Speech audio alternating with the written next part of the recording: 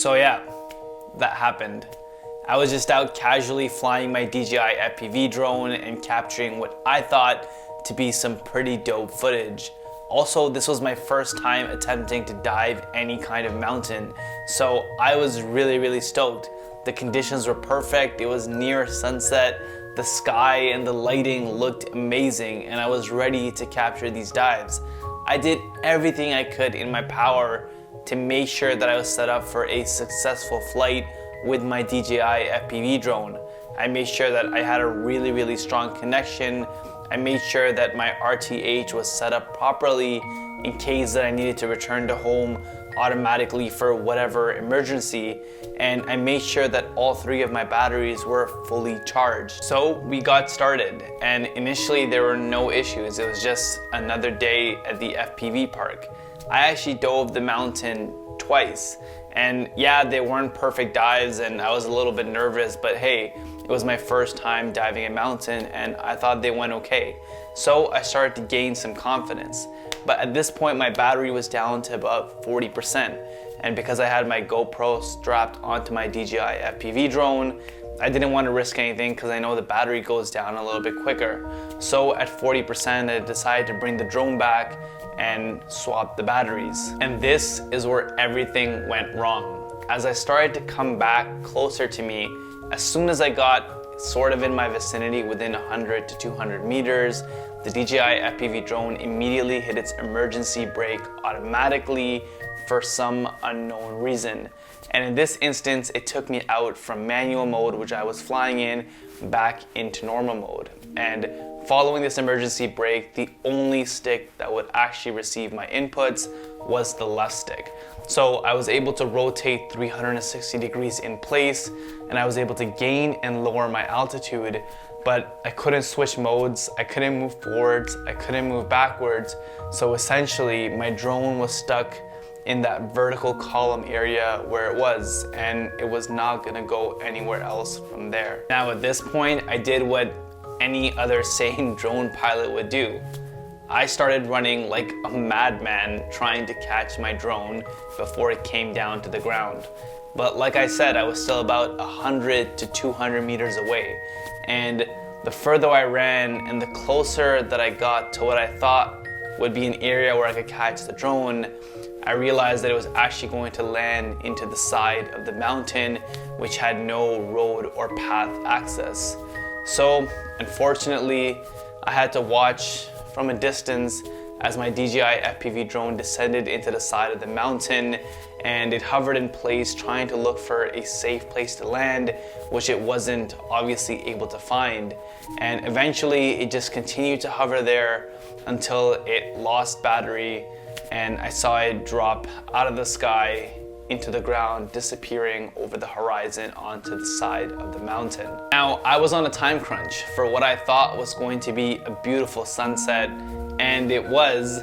I really didn't have the time to enjoy it. I descended into the side of the mountain and started looking frantically for my DJI FPV drone. I didn't have a lot of time, and after 30 to 45 minutes of searching, I came out of the side of the mountain covered in thorns, and because of the adrenaline kick, I didn't even know it, but my legs were all bloody. I was only wearing sandals, and after all that effort and all that searching, I had nothing to show for it. Now, I know some of you may be asking or thinking to yourselves, why didn't I vlog this? Why didn't I take a video diary of what was going on?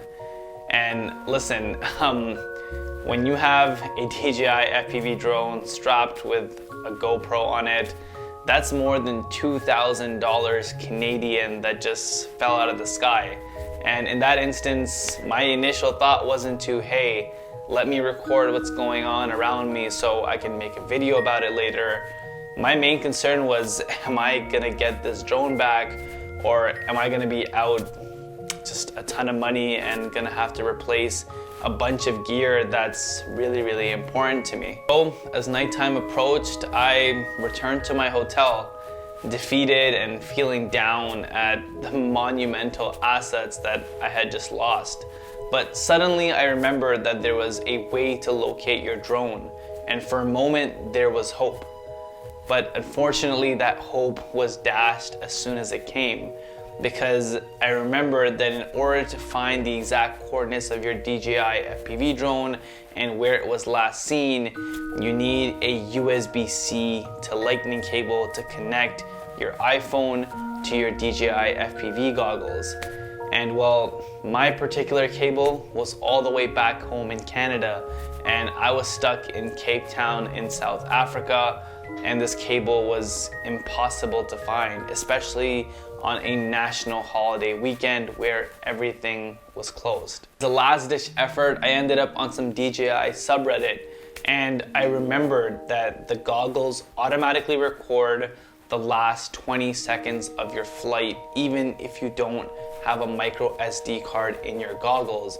And I usually don't fly with an SD card in my goggles because for me it's not worth it to record the footage that comes out of the cam in a lower quality. So I had initially dismissed this idea, but this gave me hope. So I rushed to my goggles, I turned them on, I went under the safety menu and clicked on Find My Drone, and sure enough, there it was, the last 20 seconds of my flight before my DJI FPV drone disappeared on the side of the mountain over the horizon.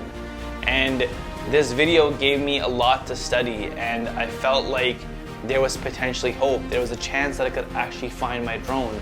There was bushes and marks and branches and grass patterns that I studied vigorously that night in the hopes that I could sort of find the same similar landscape on the side of the mountain, and hopefully my drone would still be there. So I woke up at 7 a.m. the next day, made a quick prayer, and left my hotel and started driving towards the side of the mountain. Now this drive was only 10 minutes long, but it felt like hours as the anticipation continued to build the closer I got to the side of the mountain, wondering if I would ever see my DJI FPV drone and my GoPro ever again.